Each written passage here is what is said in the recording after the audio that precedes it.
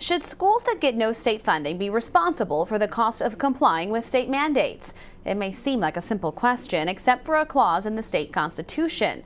That clause says state tax dollars cannot be given to any private school, regardless of whether or not it's a religious school. Today, several education groups filed suit over the legislature's decision to give private schools $2.5 million to reimburse them for compliance with state mandates.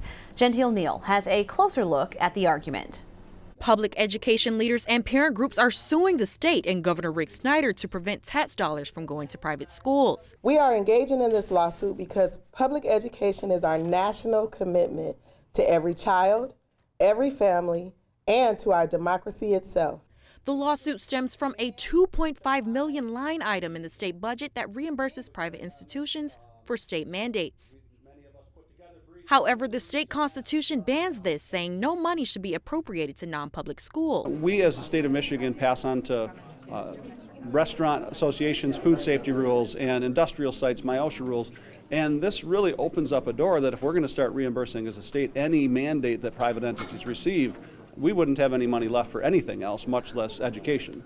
But as State Representative Tim Kelly tells me, it's time for a change. Out with the old and in with the new. It's time we do away with our Constitution that has this prohibition against public dollars for private good or for private students, for non-public students. I think that, again, it's an anachronism. It's bigoted. Carolyn Diamond has a grandson at Lansing Catholic High School. She says she pays taxes for other kids to go to public schools and doesn't see a problem with a little bit of public money flowing to private schools.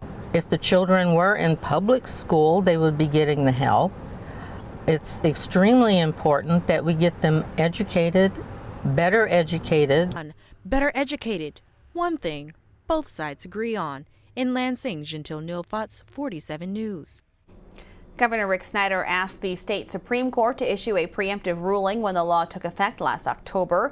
The court denied his request. We'll be tracking this lawsuit for you as it moves through the system.